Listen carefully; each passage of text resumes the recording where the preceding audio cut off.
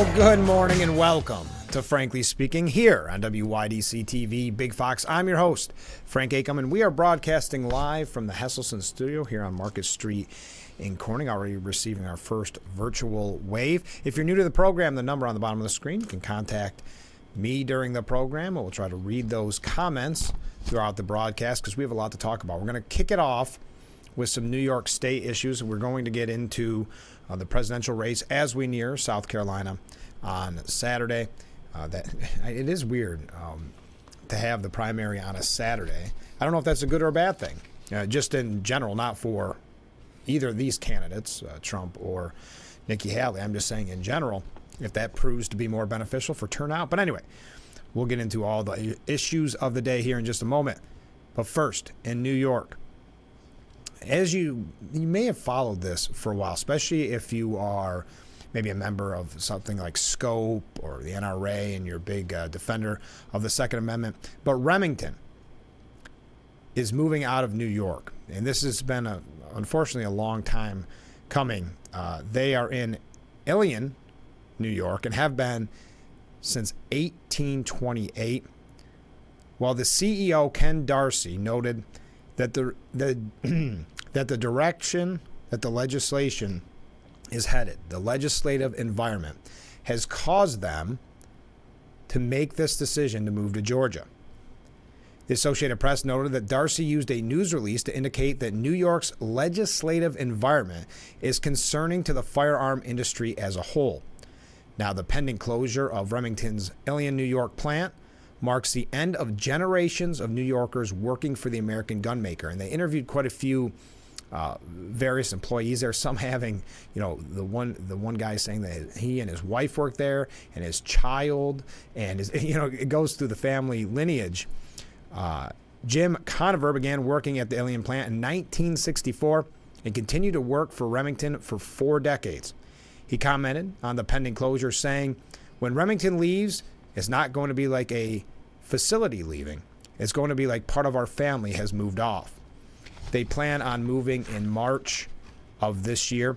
News Channel 2 reported that New York State Senator Joseph Griffo, Assemblyman Brian Miller, and Assemblyman Robert Smullen released a joint statement saying Remington's reported decision to close its Ilion plant next year is concerning and unfortunate. This facility, which received investment from the state, employs many local residents. I think in a town of something like 7,000 and employs 300. And you think about the kind of a trickle-down effect in that scenario. You say, well, 300 people, yeah, but they're eating at the diner. They're buying at the gas station, at the grocery stores. But I'll continue. The facility which received, skip that part. Unfortunately, like we have all seen all too often in New York, burdensome regulations, crippling taxes, and problematic energy and other policies continue to force businesses and companies to flee the state, taking jobs and livelihoods with them. We will continue to communicate with state and federal officials and work to help and assist the company's employees and their families during this difficult time. Well, doesn't this go to what we were talking about yesterday? And the guy's name escapes me, but they call him Mr. Wonderful on Shark Tank, where he said New York has become a loser, meaning a loser in the business climate. That's not necessarily new, and this is not to just pile on our state, the Empire State, but poll after poll, year after year, we're normally ranked 49th or 50th in business climate. And then you add new policies on, like we've talked about frequently with State Senator Tom O'Mara and Assemblyman Phil Palmisano and Chris Friend. These policies, it seems like every time Albany's in session, just creates more of an environment for businesses to leave. And something as simple as, because of bail reform and the criminal justice laws, the lack of public safety, you have businesses closing, not in this instance, but businesses closing because of shoplifting. Or they're not even considering moving into the state. Fox News reports that the mayor of Ilion said 208 years of history gone. His name is John P. Stevens. Ilion is Remington. Remington is Ilion. He continued further on saying, where is it here? There we go. It's like the town is losing its soul. It's almost like losing a family member. That's the thing that people are struggling with, the nostalgia, the history. It feels like we are losing the identity of our town. I've spoken to a few businesses. That's the part financially that's going to hurt. Even if it's only 300 people, they still buy gas. They still buy shoes. That's going to be a hit to every local business. Now, U.S. Representative Elise Stefanik, who is on the short list, which we'll talk about in a little bit, for vice president, and State Senator Mark Walczyk, both in the past blamed New York's restrictive gun laws, saying Hochul must stop her unconstitutional assault on the Second Amendment now. But it's a larger picture, too, of course. The attack on the Second Amendment is why Remington decided to move to Georgia. But it's also the business climate in general, which is a conversation we have to have. Because as we lose these businesses, as we lose numerous people, the mass exodus, the taxes aren't going down. They're only going up. They're not spending less. So it's a very troubling trend here in the state. Not to start on doom and gloom. But we are going to get into presidential. I have a couple other New York State issues after we come back from this break. So feel free to reach out at any time. The number's on the bottom of the screen. And we'll be right back with Frankly Speaking after this.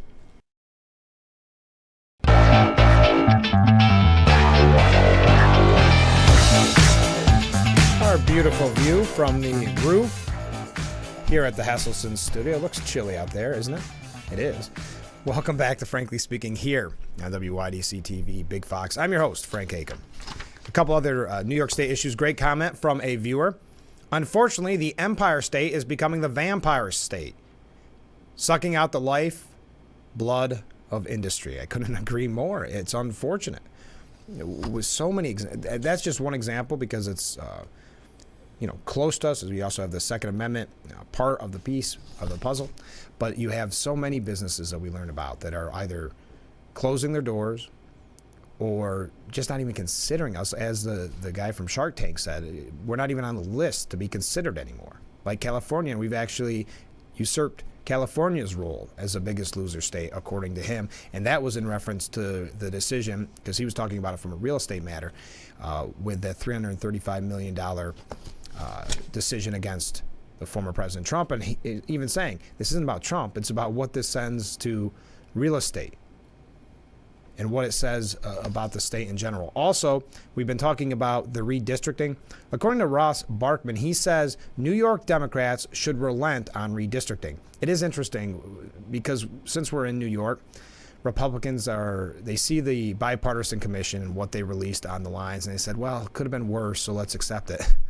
It's never let's win, or hey, it's good for us. It's always, could have been worse. But Democrats are saying, well, we wanted it better. So you have people like Hakeem Jeffries and others saying, no, we can't accept this because they want to. Just remember this one in the future when you hear about gerrymandering so often. They're not happy that it didn't stack the deck in their favor enough. They wanted more easy wins for Democrats so they could have the majority in the House. Well, what the argument here is, because really it helped Mark Molinaro a little bit, which kind of surprised me that they went in that direction because they needed the Democrat votes in other districts. You know how it all works. And I guess really freshman GOP Representative Brandon Williams was the one that kind of got it the worst, making that a more Democrat-heavy district. But the bipartisan commission overwhelmingly approved the new maps, you know that, but now it's up for the Democrat-run state legislature to either rubber stamp it or reject it. Hakeem Jeffries, a House Minority Leader and a Democrat from Brooklyn, wants the commission's proposal shot down.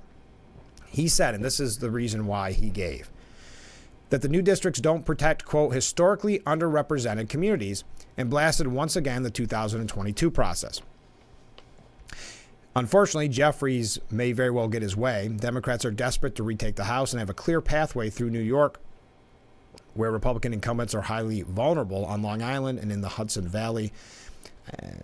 They mentioned Suozzi flipping Santos' seat. I still think that's overhyped. I think that was just a perfect storm against Republicans in that scenario. The question becomes, if Democrat lawmakers reject the commission's maps and draw their own, whether districts can still be created to benefit Democrats without running afoul of the state's constitution's anti-gerrymandering clause. Now this year, Democrats will have to tread carefully. Republicans are poised to sue yet again. Democrats have two options: push ahead and try to tweak the maps further, or accept the commission's work and move on. And this is what the opinion piece gets to. The latter move, from a good government perspective, is clearly the right way to go. It's not always about the right way to go. It's about winning at any cost in many instances, and they're not happy that it didn't gerrymander enough. One other issue about New York, and then we're going to get on to the national scene, and feel free to weigh in at any point. According to this piece by NewYorkStateFocus.com, Hochul's plan to close prisons is facing a fight. We've talked about this extensively on the program.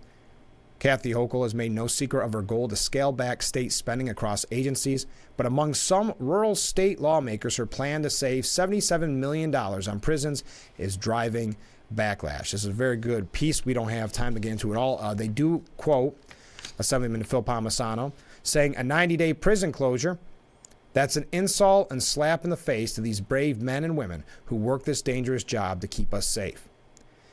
Yeah, it's going to be a hard sell, but just 90 days, and really what can be done at that point to stop it. When we come back, we have it's not, Vegas doesn't do this. If you read an article and it says Vegas is doing it, it's not true, but it is a online betting company. Who do they have as a favorite to replace Joe Biden if Joe Biden drops out? That's when we come back. You can make your guess before we come back from break. Stay with us. We'll be right back. And Frankly Speaking, here on WYDC TV, Big Fox.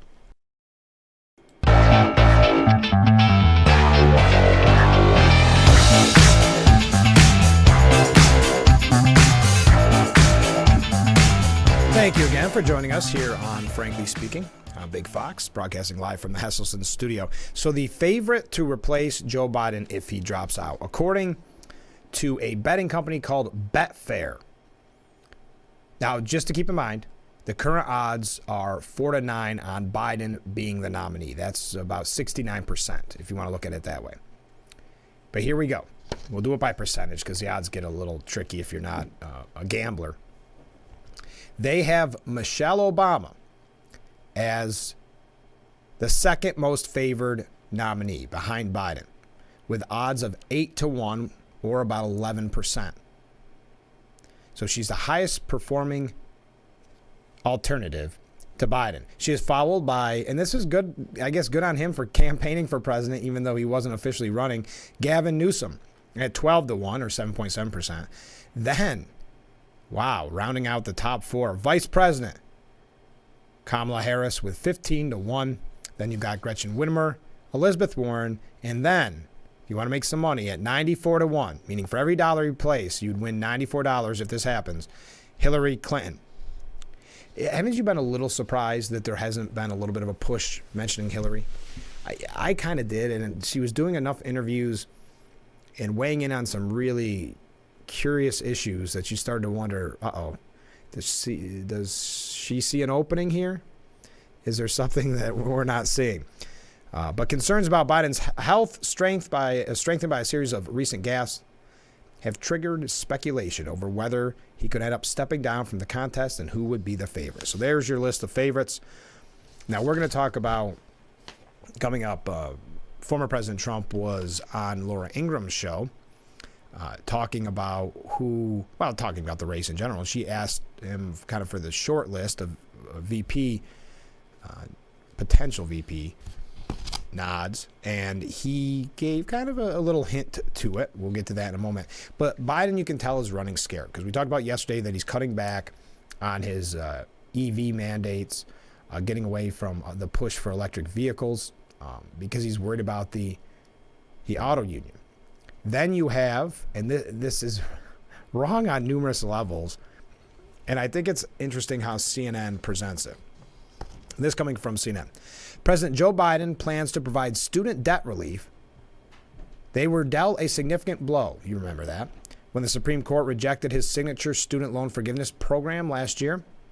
And this is where they almost cheered on. But that hasn't stopped his administration from finding other ways to help borrowers. Now, I think we could spend a whole show on just dissecting what I would say in Journalism 101 is a very biased and loaded paragraph or sentence But nearly $138 billion of federal student loan debt has been canceled for almost 3.9 million borrowers since Biden took office. And here we go. This was to be announced today. The latest round of debt relief will impact some borrowers who are enrolled in a new repayment plan known as SAVE, or Saving on a Valuable Education, which the administration launched in August as a pandemic-related pause on payments was ending. Who gets to decide if it was a valuable education? Because I've seen some stuff in the news lately about what's being taught on some of these college campuses, and I would argue that maybe it wasn't such a valuable education. Well, I guess there is no real value if you don't have to pay for it anyway, right? If they're getting rid of that student debt too. Under the new repayment plan, remaining federal student loan balances are erased for those who originally borrowed $12,000 or less and have made payments for at least 10 years. Wow. What kind of payment plan is that? But anyway, so Biden has canceled nearly $138 billion so far. Never mind what the Supreme Court said. Now, let me ask you. I know we play this game a lot, but it's not really a game. But I think it's worth asking the question. If the Supreme Court made a decision, and that decision went against a certain policy of, let's say, the Trump administration. We don't even have to say the Trump administration. Let's say the George W. Bush administration. And those administrations went forward with it anyway. Found, as the media puts it, new ways around it. Would the media write such glowing reviews of finding new ways around it? It hasn't stopped this administration from finding other ways to help borrowers. Do you think would it be praised like we're seeing here, or would it be called a perhaps threat to democracy? Destroying the norms in our institutions, the institutions here being the Supreme Court. Would that be the coverage? If you are Republican, Democrat, Independent, I'd be very curious to hear your thoughts about whether that would be the same type of coverage. I think I know what my opinion on that is, but there's no sense getting into that.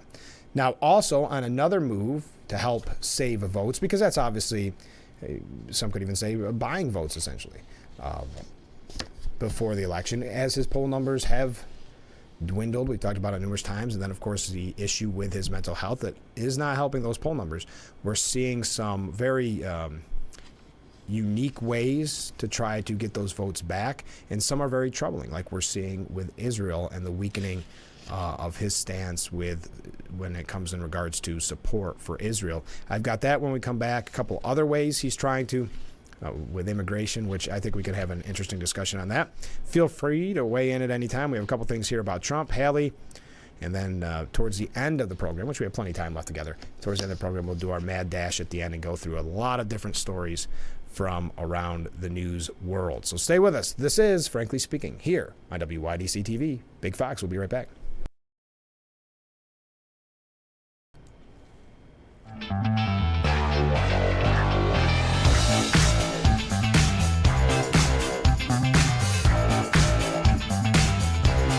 Welcome back to Frankly Speaking here on WYDC TV Big Fox. I'm your host, Frank Aiken, broadcasting live from the Hesselson studio. So this is a piece by Michael Goodwin, and it's a little too lengthy for us to get into all of the nitty-gritty, if you will. But at the New York Post, you can find it for yourself. Biden's betrayal at the forefront as he demands ceasefire in Gaza to stoke his re-election campaign. Just days ago, Michael Goodwin wrote that Joe Biden was inching towards a full betrayal of Israel. He's now sprinting towards that final act, and he's doing it at the United Nations, a forum that has been openly promoting anti-Semitism for decades. Biden's latest salvo against the Jewish state is a new plan to have the UN Security Council support his demand for a ceasefire in Gaza. The resolution's text, now being circulated for reaction, reportedly does not put a deadline on a halt in the fighting and also calls for Hamas to release all the hostages it holds. Both features are appealing, but ultimately serve only to mask the real danger of Biden's gambit. And it goes through this. For one, you know there's no love lost between him and Benjamin Netanyahu and the criticism that Biden keeps throwing at Netanyahu. But it's refrained, or it hasn't done anything, I should say, to stop Netanyahu from his response to October 7th. While the administration has tried to micromanage military decisions, it has not withheld assistance. So we've got to preface all this. But what this boils down to is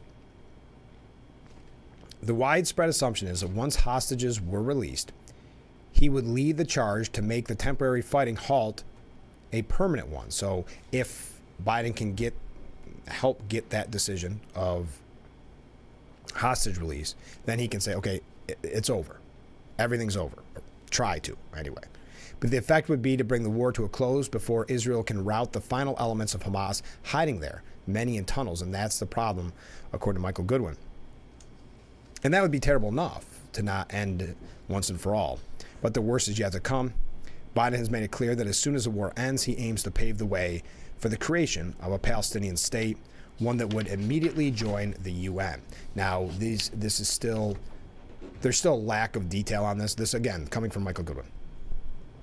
And this is why I bring it up. Terrified of losing Michigan and other states with sizable numbers of Muslims, the president is willing to endanger Israel's existence to gain the support of a voting bloc where we have seen this strain of anti-Semitism, or not even strain, where we've seen it in kind of a prevalent fashion. And ditto for what we're seeing on college campuses and those kids who have swallowed the terrorists' public relations that killing children, raping and torturing women, and taking hostages are forms of self-defense. It's not that Biden fears the Muslims and student voters would support Trump. Of course not. His concern is that they would stay home in states where margins of victory are tiny.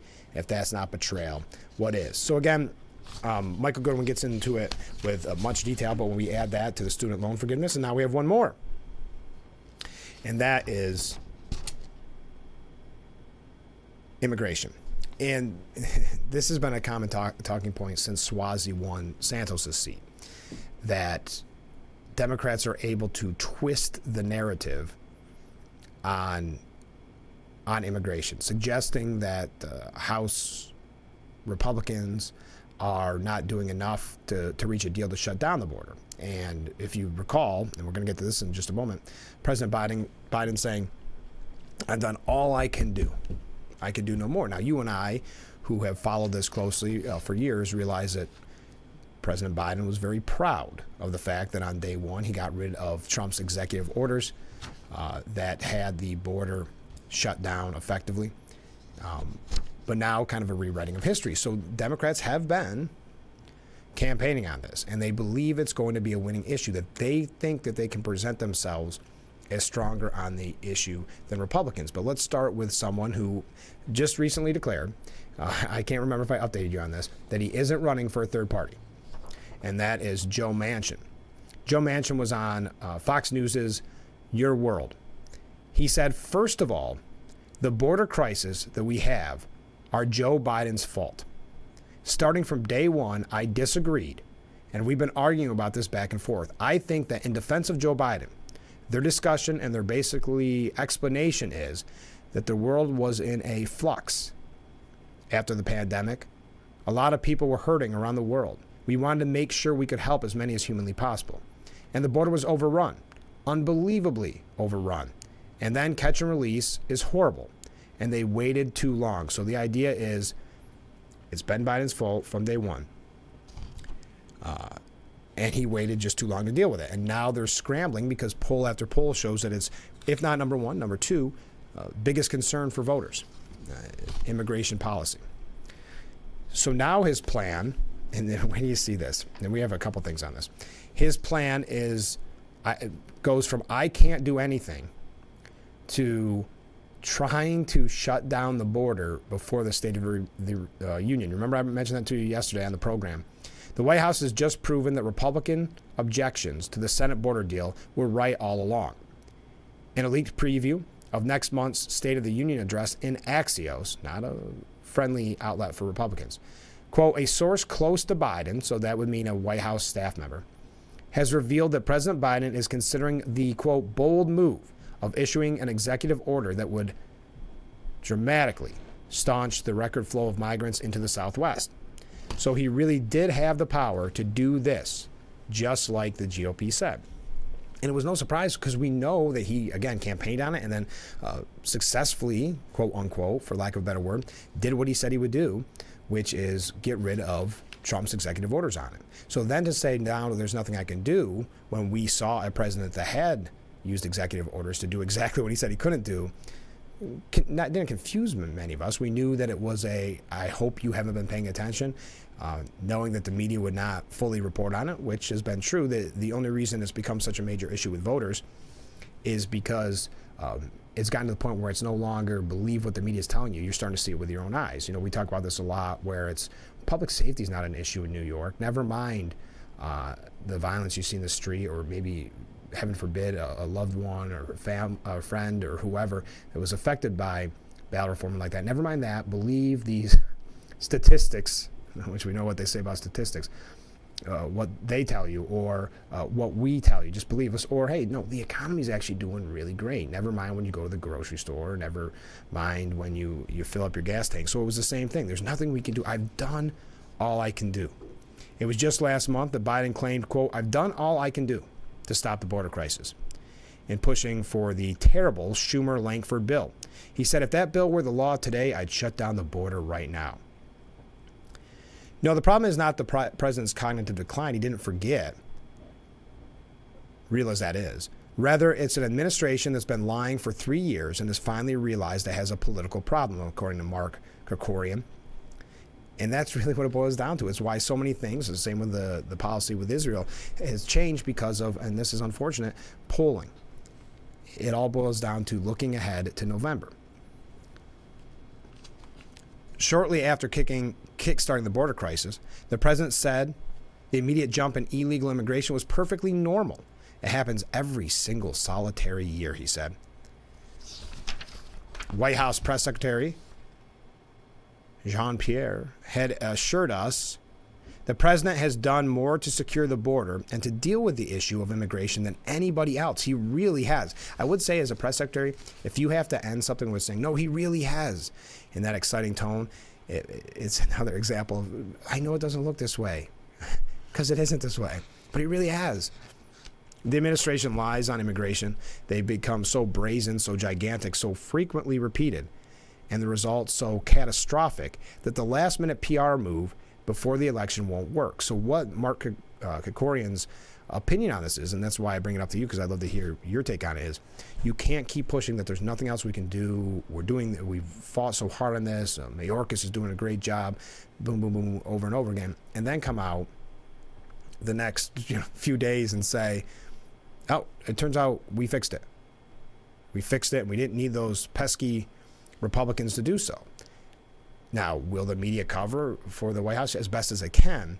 But I think this has become such a major issue that I would tend to agree with this point, that people have been seeing it for so long and hearing the excuses from the White House that it may be too little too late. The whole reason for the, quote, bipartisan Senate bill, and that's another thing that drives many that follow the news crazy, that it's basically give in to all these demands, and when Republicans refuse, then the media says they're not willing to work, they're the cause of the border problem. But I'll continue. The whole reason for the bipartisan Senate bill was to have it rejected by Republicans so Democrat candidates could shift blame for the border crisis to the GOP. But if the president can just stop the mass infiltration of our border on his own, as Republicans have been saying for years, then the whole rationale for a rushed border bill then evaporates. I do want to say that I think Krikorian maybe gives a little too much credit not too much credit. The media is going to put out a full PR rush on this. They're not going to bring up the past statements, and they're going to say that Biden stopped the flow. So will the American people overcome that PR push? And I'm not sure about. Memories are short when it comes to politics, and when you have a mainstream media that continues to push time and time again that no, Biden fixed it, didn't need help from Republicans. Will people remember the executive order that he ripped up day one? Will they remember his statements during that time saying he's done all that he can do? That, I think, is kind of a big hurdle to overcome. But each day the president delays doing something to reverse the disaster he's caused at the border represents thousands of more illegal immigrants released into American communities, unless that was the point all along. Now, Mark Krikorian is executive director of the Center for Immigration Studies. You can find that full piece for yourself at the New York Post. We're going to take another short break. Stay with us. This is Frankly Speaking here on WYDC TV. Big Fox.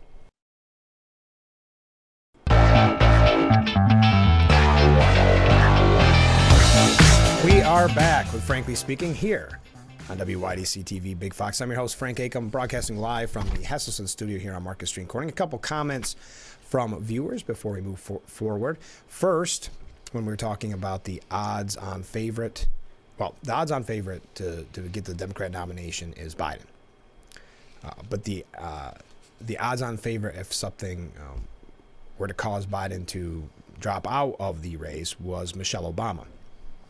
If you want the country to remain like it is, says this viewer, Michelle Obama will continue the Obama regime, currently figureheaded by Biden. That's why many refer to the current president as O'Biden. Next comment. The silent slogan of the Democratic Party is Make America California. The same slogan could fit here in New York.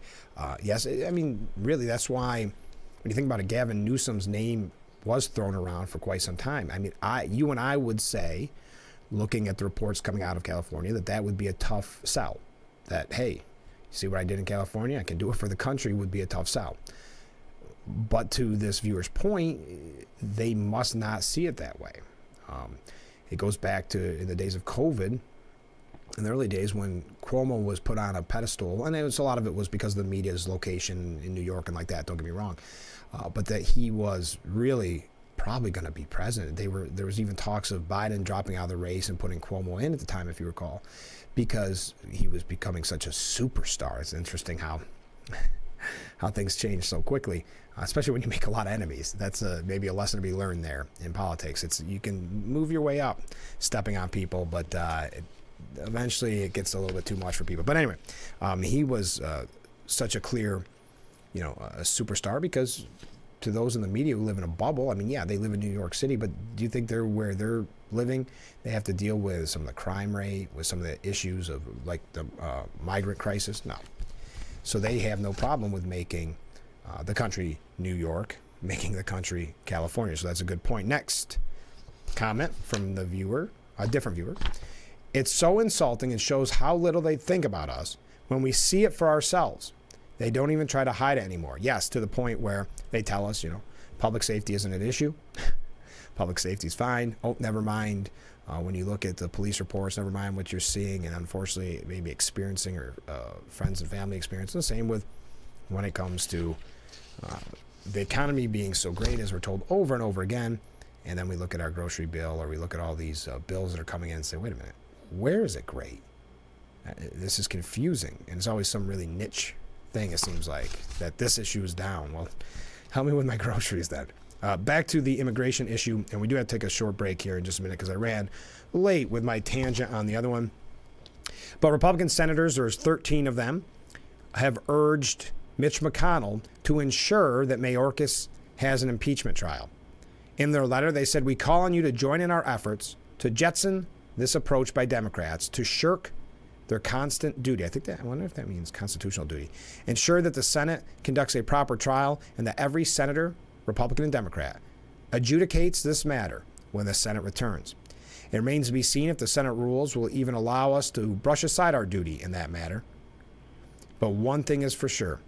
If a similar strategy was contemplated by Senate Republicans while we were in the majority, with a Republican occupying the White House, the opposition would be fierce and the volume from Democrats would be deafening.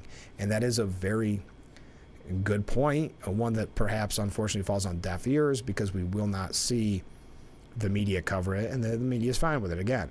The 13 senators, just so you know before we go to break, Mike Lee, Ted Cruz, Ron Johnson, Rick Scott, Roger Marshall, Ted Budd, and Marsha Blackburn.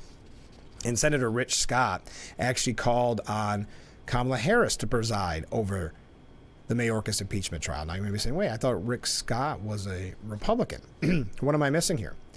Well, he says, as vice president, the Constitution directs that you also serve as the presiding officer of the U.S. Senate. Although Majority Leader Chuck Schumer has publicly stated he intends for President pro temp Patty Murray to preside over the upcoming impeachment trial of Secretary Mayorkas, I write to encourage and invite you to fulfill your constitutional duty to serve as the presiding officer of Secretary Mayorkas' impeachment trial. When President Biden, this is where it gets kind of interesting, appointed you as the border czar in early 2021, he tasked you with, quote, stemming the migration to our southern border.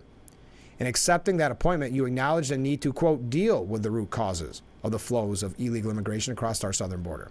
As such, you should be keenly interested in learning whether a high-ranking member of your administration is one of those root causes through his willful and persistent refusal to enforce our country's immigration laws, frustrating the very core function of your role as President Biden's border czar. We've got to take a short break. Stay with us. We'll be right back with Frankly Speaking.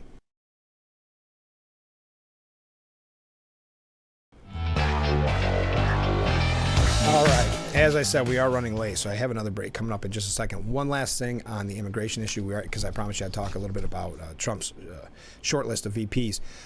I don't know if you've heard about this, and this is coming out of New York City, but you know how that works. A family of 4 migrants with 2 children under age 17 could get $15,200 a year under New York City's controversial new $53 million program to dole out prepaid credit cards to asylum seekers. Here's the number breakdown, because it's not just, you don't just have to be a family of 4. This is the breakdown, according to the New York Post.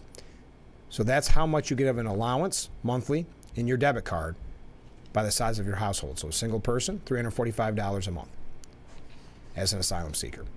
Up to 8 people in your household, $2,203 a month.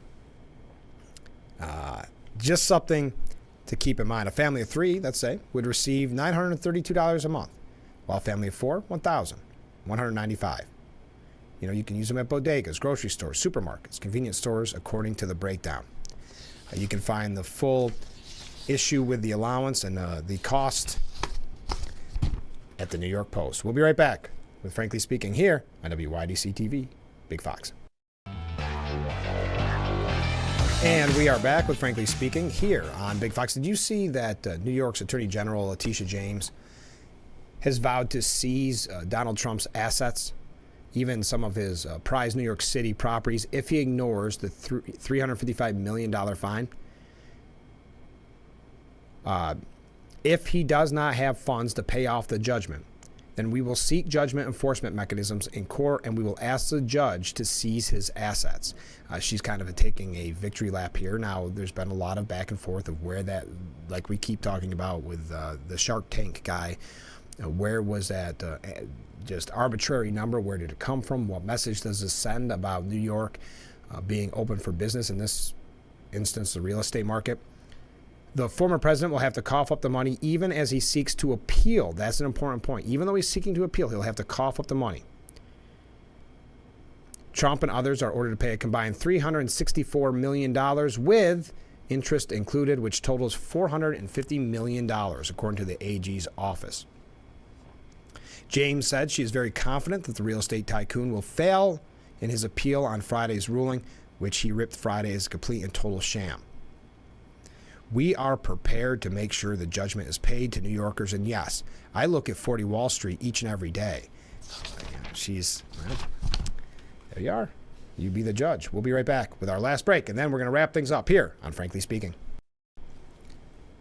We are back. We got to move quick. Can't play the music. We are back with Frankly Speaking, broadcasting live from the Hesselson studio. A couple comments from viewers before we move on. I'm sympathetic to families seeking a better life, but I'm not buying what they are selling and haven't for a few years now. They're trying to destroy this republic, and what we don't know is dangerous and costly in many ways. Costly is a very good point. And I also say I think we're all sympathetic to families seeking a better life, and I think the difference is doing it the right way and the wrong way. Next, from the viewer, a different viewer. The cost of opening our borders is not only money. I've heard of veterans being moved aside in favor of asylum seekers. Yes, and housing. We learned recently about some funding, VA funding, being allocated to asylum seekers, as it's put in the news. So Yes, something as simple as that, a piece, not simple. There's a piece the other day, and I can't remember where it was out of. I want to say it was like Boston, where youth centers were being shut down because they were housing migrants, so kids could no longer have their basketball games and things like that in these inner city communities. Okay. Oh, and then here's another comment from a viewer. Next, they will be able to vote in our elections as non-citizens, the most expensive votes in history. Okay, here we go. I've been promising all morning, and I know we're running late. Trump's short list for vice president, according to his conversation with Laura Ingraham yesterday. Two of them were interesting. Ron DeSantis and one-time presidential primary candidate Tulsi Gabbard. Remember Tulsi Gabbard? She made waves because she wasn't what you call a typical Democrat. She wasn't using the talking points. She was critical of the media. It was kind of that's interesting. But she was on Laura Ingraham's show, and she rattled off a list of names at a town hall event in Greenville, South Carolina, when she said audience members deemed to be good choices for him. So this is who the audience kind of picked, if you will. The names included Gabbard, DeSantis, Senator Tim Scott, I like Tim Scott, Representative Byron Donalds, Vivek Ramaswamy, and South Dakota Governor Kristi Noem. Now, some of you may be saying, well, I thought Elise Stefanik was on there. Remember, this was just names that Laura Ingraham threw at the former president. She said, are any of those on your short list? To which he said, they are. They're all solid. And I always say I want people with common sense because there's so many so many things happening in this country that don't make sense. He said the first quality he looks for in any potential running mate is their ability to be a good president, because if something should happen, you have to have somebody that's going to be a great president. There's some interesting names there. I guess they're all on the short list, or some are, so I maybe hyped that up a little bit too much. A little TV trick, sorry. But so no specifics. But he also said, hey, I'll debate Biden. I'll do it right now on your show, is what he said to Laura Ingraham. I'll take anybody even as the debate moderator. I think you have an obligation in this case. You really have an obligation to debate, Trump said. As many as necessary. I could do it starting now. But I don't think he's going to debate, meaning Biden. I really don't think so. Now, Nikki Haley calling out, it looks like, I don't like to be one of these people that overstate poll numbers. She could be losing her own home state somewhere around 25 to 30%. Some have said as high as 35, and some have said as high as 40. I think 30 is reasonable, because I think when Republicans say he's going to beat her by 40 points, and then he only beats her by 30, what does the media go with? They show the clips of she had a better night than expected. So anyway, she's really scratching gravel at this point. She's calling out Trump's dementia, quote, risks. It's interesting because some people took to social media and said we're all at a risk for dementia. What does that even mean? Yeah, she's definitely going scorched earth on this. You know, for someone that's this young and has future chances at the presidency, I'm not really sure if this was necessarily the right way to end it. And I mean, I know she said she had that press conference yesterday that she held, trying to get the media attention, because she struggles with the media attention now, so she made it sound like she's going to drop out. She didn't. She said she's in it through the very end. We are out of time for today's edition of Frankly Speaking. Thank you to everybody who joined us. We'll be back tomorrow morning starting at 7, only on WYDC TV. Big Fox, have a great day, everyone.